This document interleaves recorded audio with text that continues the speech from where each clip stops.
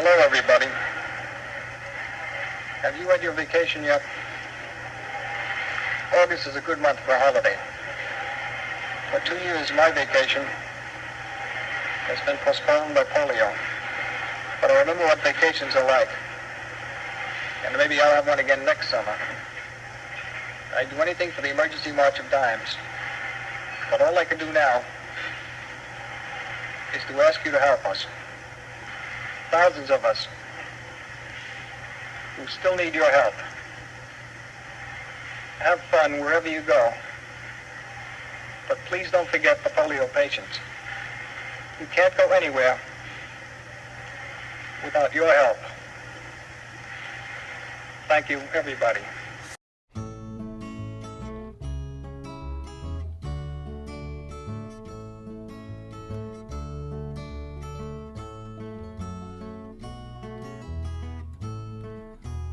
Puff the magic dragon lived by the sea and frolicked in the autumn mist in a land called Honolulu.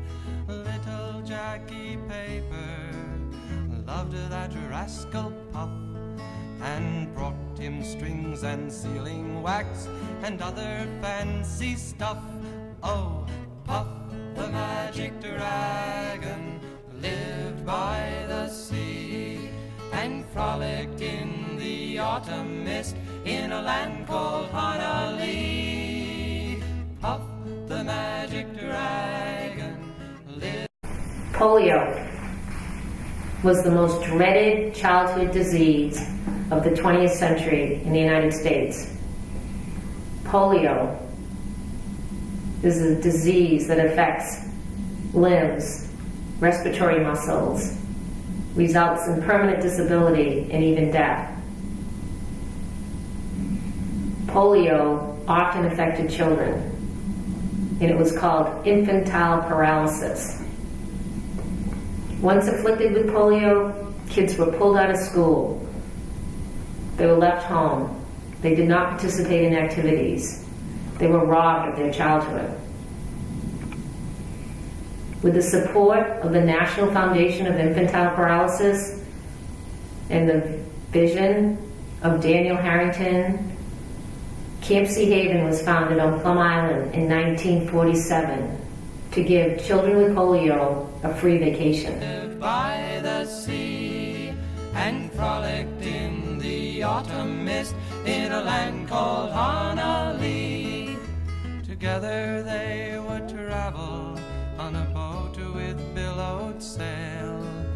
Jackie kept a lookout perched on Puff's gigantic tail. Noble kings and princes would bow whene'er they came. Pirate ships would lower their flags when Puff roared out his name. Oh, Puff the magic dragon lived. I was diagnosed 8 years old in 1945. I believe it was the month of October, and I had a very high fever.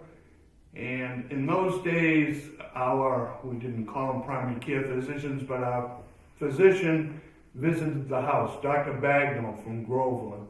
And he come, and I remember he told my mother to get my father and bring me to Boston. I went to Boston and didn't come home for 3.5 months. They kept me there. By the sea and frolicked in the autumn mist in a land called Honolulu. Puff the magic dragon lived by the sea and frolicked in the autumn mist. 1947, it was a fellow by the name of Mr. Harrington that was most instrumental in inaugurating this whole thing, and all the campers slept in the Coast Guard house. There was one room, the beds were spread from one end to the other, and there was a sheet or sheets across the room that when it was lights out council would pull the sheets, and the boys were on this side, and the girls were on that side. In a land called Honolulu, a dragon lives forever, but not so little boys. Painted wings and giant's rings make way for other toys. One gray night it happened, Jackie Paper came no more, and Puff. When I arrived at Camp Sea Haven, it must have been probably 10 years after the camp originally opened, and it expanded tremendously in a 10-year period. We ended up with probably 8 cabins, and in each cabin I think there were 5 or 6 kids and a council that stayed with them. I do remember the pool being built when I arrived there. That mighty dragon, he ceased his fearless roar. His head was bent in sorrow, green scales fell like rain. Puff no longer went to play along the cherry lane. Without his lifelong friend, Puff could not be brave. So we were connected both ways. I think my parents were certainly very, very grateful for the March of Dimes, for giving us the opportunity to experience this incredible Camp Sea Haven. Puff, that mighty dragon, sadly slipped into his cave. Oh, Puff, the magic dragon. Special times, special memories.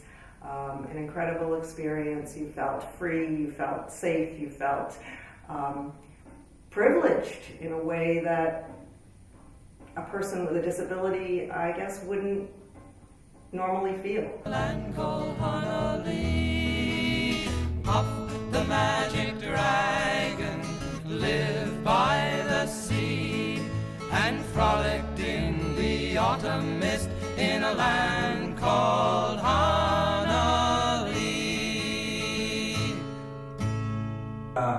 Any of the campers, no matter what kind of disabilities they had, whether they had no limbs, whether they were on crutches or a wheelchair, I never heard one feel sorry for themselves all the years I was there. And that was quite uplifting. And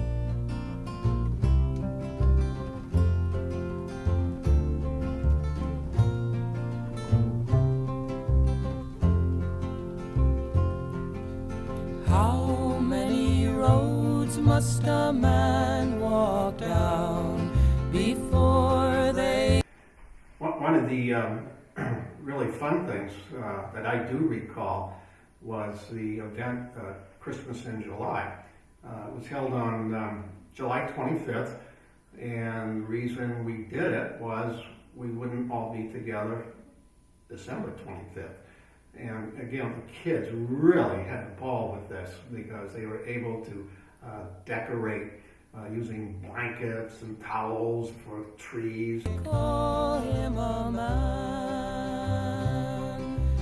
How many seas must a white dove sail before she sleeps in the sand?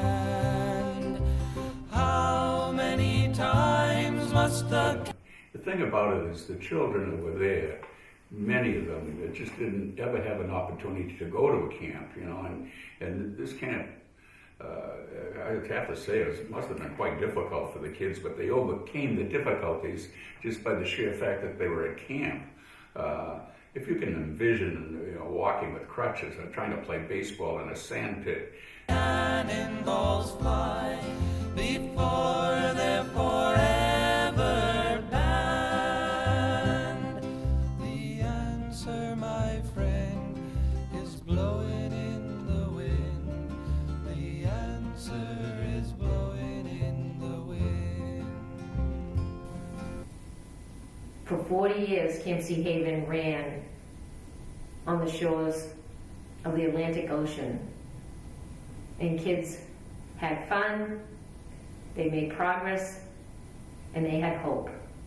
The answer, my friend, is blowing in the wind. The answer is blowing in